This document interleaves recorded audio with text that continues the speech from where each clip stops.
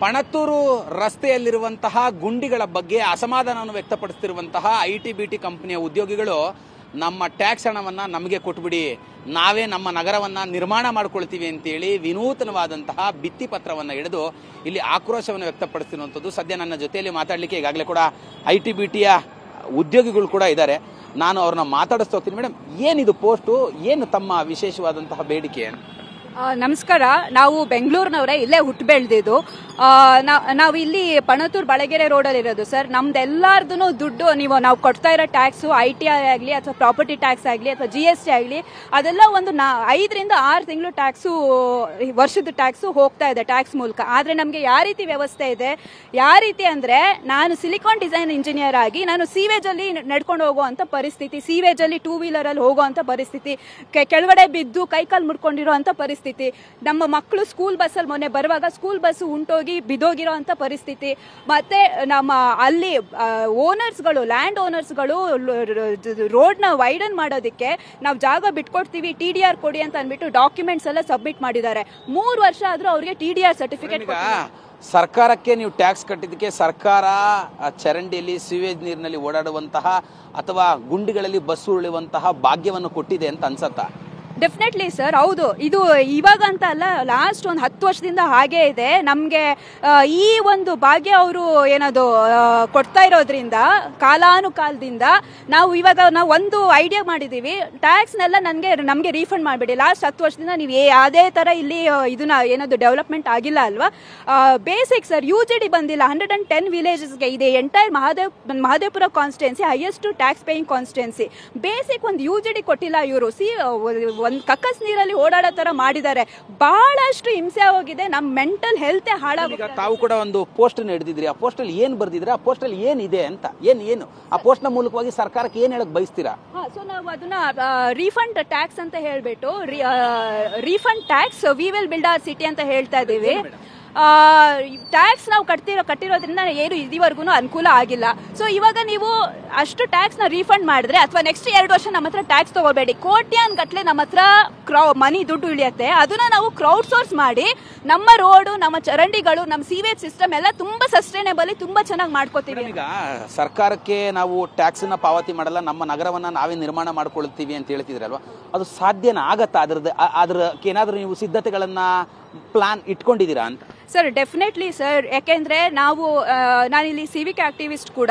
ಈ ಒಂದು ನನ್ನ ಜರ್ನಿಲಿ ನಾನು ತುಂಬಾ ಜನ ಒಂದು ಅರ್ಬನ್ ಡೆವಲಪ್ಮೆಂಟ್ ಪ್ರೈವೇಟ್ ಆಗಿ ಕೆಲಸ ಮಾಡೋರ ಹತ್ರ ಮಾತಾಡಿದ್ದೀನಿ, ನಮ್ಮ ಲೇಕ್ ಆಕ್ಟಿವಿಸ್ಟ್ಗಳ ಹತ್ರ ಮಾತಾಡಿದ್ದೀನಿ. ಅವ್ರಿಗೆಲ್ಲರಿಗೂ ಎಷ್ಟು ಎಕ್ಸ್ಪರ್ಟ್ ಇದೆ ಸರ್. ಅವ್ರಿಗೆ ಗೊತ್ತು ಹೇಗೆ ನೀರು ಹರಿಬೇಕು, ಚರಂಡಿ ಹೇಗೆ ಸ್ಲೋಪ್ ಕೊಡಬೇಕು ಅಂತ ಎಲ್ಲಾನು ಗೊತ್ತು. ಬಟ್ ಆದ್ರೆ ಅವರು ಇಂಥ ಎಕ್ಸ್ಪರ್ಟ್ಸ್ ನ ತಗೊಂಡು ಅವ್ರ ಮೂಲಕ ಸರಿಯಾಗಿರೋ ಕೆಲಸ ಮಾಡಿಸಿದೆಲ್ಲ ಎಲ್ಲ ಹಳ್ಳದಿಂದ ಕೆಲಸಗಳು ಮಾಡಿಸ್ತಾರೆ. ಅದರಿಂದ ನನ್ನ ಹತ್ರ ಇರೋ ಎಕ್ಸ್ಪರ್ಟ್ಸ್ ಇಂದ ನನಗೆ 100% ಕಾನ್ಫಿಡೆಂಟ್ ಇದೆ. ಬ್ಲಾಕ್ ಬಕ್ ಅನ್ನುವಂತಹ ಒಂದು ಕಂಪನಿ ಈಗಾಗಲೇ ಕೂಡ ನಮ್ಮ ಕಂಪನಿಯನ್ನ ಇಲ್ಲಿಂದ ಬೇರೆಡೆಗೆ ಶಿಫ್ಟ್ ಮಾಡ್ತೀವಿ, ಇಲ್ಲಿರುವಂತಹ ಗುಂಡಿ ಧೂಳಿನಿಂದ ಅನ್ನುವಂತ ಒಂದು ಪೋಸ್ಟ್ ನ ಕೂಡ ಈಗಾಗಲೇ ಹಾಕಿದ್ದಾರೆ. ಅದ್ರ ಬಗ್ಗೆ ತಾವೊಬ್ರು IT ನೌಕರರಾಗಿ ಹೇಳುವಂತದ್ದಾದ್ರೆ? ಹೌದು, ಖಂಡಿತ. ನಾವೆಲ್ಲರಿಗೂ ಹೇಳ್ತಾ ಇದೀವಿ. ಇವತ್ತು ನಮ್ಮ ಗ್ರೂಪ್ಗಳಲ್ಲೂ ಕೂಡ ಹಾಕಿದೀವಿ. ಅಟ್ಲೀಸ್ಟ್ ಒಂದು 5 ಕಂಪನಿ ಅವರು ಮುಂದೆ ಬಂದಿದ್ದಾರೆ. ನಾವು ಶಿಫ್ಟ್ ಮಾಡೋದಕ್ಕೆ ನಾವು ಲೆಟರ್ನ ಬರಿತೀವಿ CM DCMಗೆ ಅಂತ ಹೇಳ್ಬಿಟ್ಟು. ಎಲ್ಲರಿಗೂ ಇದು ಭಾರಿ ತೊಂದರೆ ಆಗಿದೆ ಸರ್. ಸೊ ಎಲ್ಲರೂ ಅವರು ನಿಜವಾಗ್ಲೂ ಎಲ್ಲಾ ಸಿಟಿನೂ ಬೆಳಿಬೇಕು, ಭಾರತದಲ್ಲಿ ಎಲ್ಲಾ ಸಿಟಿನೂ ಬೆಳಿಬೇಕು. ಬರೀ ಬೆಂಗಳೂರಲ್ಲಿ ಒಂದ್ ಕಡೆ ಕಸ ತಂದು ಹಾಕ್ದಂಗಲ್ಲ. I am very sorry to tell this. ನಿಮ್ಗೆ ಇನ್ಫ್ರಾಸ್ಟ್ರಕ್ಚರ್ ಕೊಟ್ಟು ಆ ಒಂದು ಕಂಪನಿಗಳನ್ನ ಆ ತಕ್ಕನಾಗಿ ನಿಮ್ಗೆ ಇನ್ಫ್ರಾಸ್ಟ್ರಕ್ಚರ್ ಕೊಡಕ್ ಆಗಲ್ಲ ಅಂದ್ರೆ ಬೇರೆ ಸಿಟಿಗೆ ಹೋಗ್ಲೇಬೇಕು. ತಾವು ಕೂಡ ನೋಡಿರ್ಬೋದು, ಆಂಧ್ರ ಪ್ರದೇಶದ IT ಸಚಿವರು ಈಗಾಗಲೇ ಈ ಒಂದು ಕಂಪನಿಯ CEO ಪೋಸ್ಟ್ಗೆ ರೀಟ್ವೀಟ್ ಅನ್ನ ಮಾಡಿರುವಂತದ್ದು. ನೀವು ವೈಜಾಗಿಗೆ ಬರುವಂತದ್ದಾದ್ರೆ ನಿಮಗೆ ಎಲ್ಲಾ ತರಹದ ಒಂದು ಸಪೋರ್ಟ್ ನ ಮಾಡ್ತೀವಿ ಅಂತೇಳಿ. ಇದೇ ರೀತಿಯಲ್ಲಿ ಎಲ್ಲಾ ಕಂಪನಿಗಳು ಬೇರೆ ರಾಜ್ಯಗಳಿಗೆ ಶಿಫ್ಟ್ ಆಗ್ಬಿಟ್ರೆ ಬೆಂಗಳೂರಿನ ಪರಿಸ್ಥಿತಿ ಏನು? ಅದನ್ನ ಮಿನಿಸ್ಟರ್ಗಳು ಯೋಚನೆ ಮಾಡಬೇಕು ಸರ್. ಮಿನಿಸ್ಟರ್ಗಳಿಗೆ ಆ ಒಂದು ಇದಿರಬೇಕು. ಫಾರ್ ಎಕ್ಸಾಂಪಲ್, ನಾನು ಸಿಲಿಕಾನ್ ಡಿಸೈನ್, ನಾನು ಚಿಪ್ ಡಿಸೈನ್ ಮಾಡ್ತೀನಿ ಸರ್. ನಮ್ಮಿಂದ ಸಿಲಿಕಾನ್ ಸಿಟಿ ಅಂತ ನಿಮ್ಗೆ ಹೆಸರು ಬಂದಿರೋದು. ಬಿಕಾಸ್ ಬ್ಯಾಂಗ್ಳೂರಲ್ಲಿ ಅಷ್ಟೇ semi conductor is one of the very highest capital city. And ನಮಗೆ ಸೀವೇಜ್ ಅಲ್ಲಿ ಹೋಗೋ ತರ ಮಾಡ್ತೀರಾ ಸರ್. ಇದು ನಮ್ಗೆ ಎಷ್ಟು ಅಸಹ್ಯ ಆಗಲ್ಲ. ಆ ಒಂದು ಡಿಗ್ನಿಟಿ ಇರತ್ತಾ? ಇವ್ರ ಕ್ಲೈಂಟ್ಸ್ ಎಲ್ಲ ಹೊರಗಡೆ ಬೇರೆ ದೇಶದಿಂದ ಬಂದಾಗ ನೀವೇನ್ ಈ ರೀತಿ ಇಟ್ಕೊಂಡಿದ್ದೀರಾ ಸಿಟಿನ? ನಿಮ್ ಮಿನಿಸ್ಟರ್ ಹತ್ರ, ನಿಮ್ MLA ಹತ್ರ ನೀವು ಮಾತಾಡಕ್ಕಾಗಲ್ಲ ಅಂತ ನಮ್ಗೆ ಪ್ರಶ್ನೆ ಮಾಡ್ತಾರೆ. ಕಡೆಯದಾಗಿ ಸರ್ಕಾರಕ್ಕೆ ನೀವು ಹೇಳುವಂತಹ ಮಾತು, ಮನವಿ? ತುಂಬಾ ಕಳಕಳಿಯಿಂದ ಬೇಡ್ಕೋತಾ ಇದೀವಿ.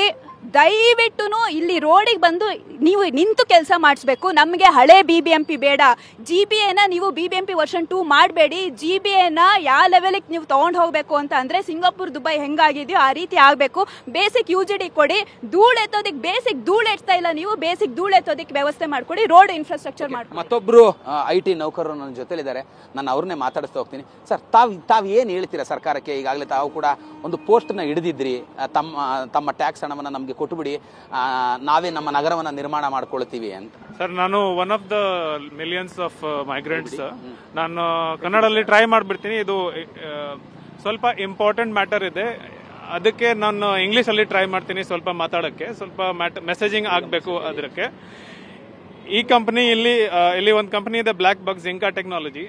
ಆ ಕಂಪನಿ ಶಿಫ್ಟ್ ಆಗ್ತಾ ಇದೆ ಪನತೂರಿಂದ, because they have a 1.1 billion revenue and they are shifting from Panatur just because the road condition, the traffic condition and all the problems their employees are facing. So this company has decided to shift.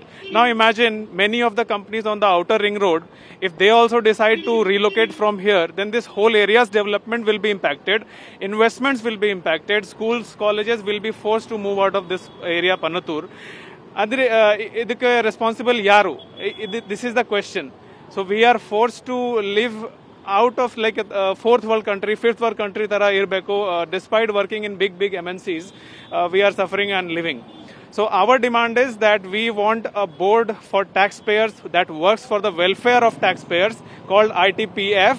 We are a group of activists who are working for this, and individual taxpayers forum ITPF is working to get that board established that will work for the favor of taxpayers and take care of their job loss situation or post-retirement situation, and they want to work for that betterment of the taxpayers. Thank you. ಅಂದ್ರೆ ಇವಿಷ್ಟು ಕೂಡ ಇಲ್ಲಿರುವಂತಹ ITBT ನೌಕರರು ಹೇಳ್ತಾ ಇರುವಂತದ್ದು, 2 ವರ್ಷಗಳ ಕಾಲ ನಮ್ಮ ಟ್ಯಾಕ್ಸ್ ಹಣವನ್ನ ಕಲೆಕ್ಟ್ ಮಾಡಬೇಡಿ, ನಮಗೆ ಬಿಟ್ಕೊಟ್ಬಿಡಿ, ನಾವೇ ನಮ್ಮ ನಗರವನ್ನ ನಿರ್ಮಾಣ ಮಾಡ್ಕೊಳ್ತೀವಿ ಅನ್ನುವಂತ ಒಂದು ಅಸಮಾಧಾನವನ್ನು ವ್ಯಕ್ತಪಡಿಸ್ತಾ ಇರುವಂತದ್ದು.